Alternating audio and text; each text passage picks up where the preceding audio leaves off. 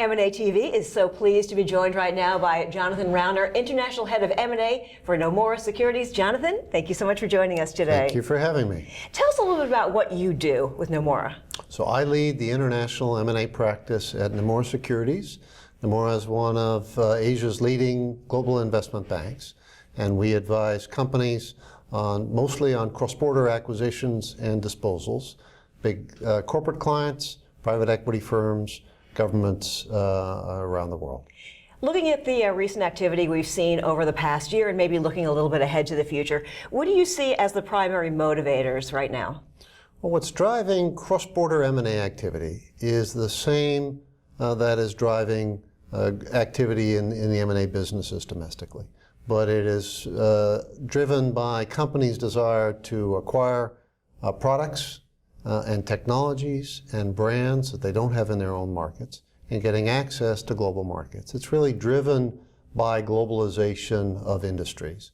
There's no significant company today that doesn't have some global element to its business, and increasingly large companies around the world are looking to expand through acquisition in cross-border markets. When we talk about the obstacles in cross-border deals, has there been any kind of a change or trend with the way the market increases in activity the way it is now? Well, it's interesting. I think there's some unique challenges in cross-border deals, some of which exist in domestic deals, but some that are unique to cross-border. Clearly, identifying the right partner and the right target is harder to do if you're based in Milwaukee and you're looking to acquire a business in China. Negotiating a deal involves unique challenges when you're dealing across borders, across cultures.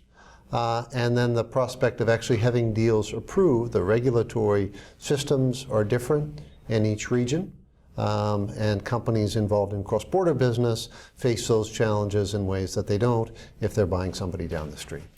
What would you say as far as your expertise, the expertise of your company? Why does that give your clients the advantage?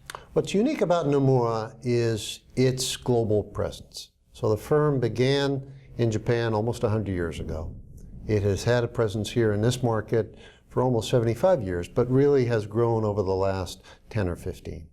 And what Nomura competes with a number of other fine firms around the world, our comparative advantage is a reach into Asia's markets in particular that's unique. The firm dominates the M&A markets in Japan, it dominates the securities markets across Japan and many other Asian markets.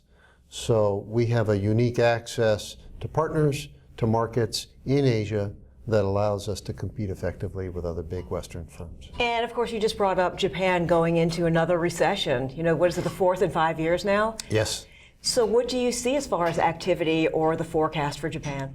Well, it's interesting. I think the Japanese economy, the current administration, the Abe administration, has taken a number of steps to try to boost economic growth. Much of the focus has been around monetary policy, with an expansionist monetary policy that has helped lifted share prices across Japan. But much of the current administration is now focused on changes in corporate governance to make Japanese companies more responsive to shareholders, to put in place the kind of board structures and governance systems that exist in the West to try to make them more competitive globally. As the economy slows in Japan, this will only further increase the desire for cross-border investment to invest into markets that are growing more rapidly than the home market of Japan is today. Okay, then, so taking off on what you just said there and looking globally, what do you see for the forecast for M&A cross-border deals looking forward? We think cross-border business is going to continue to grow. Cross-border activity today represents almost 40% of global M&A activity. In Japan, it's almost 2/3. That's driven by significant outbound investment. In China, it's quite significant. And here in the US, much of the M&A activity is now oriented towards cross-border. We see that continuing to grow. The M&A business has cycles. We're close to a peak of one.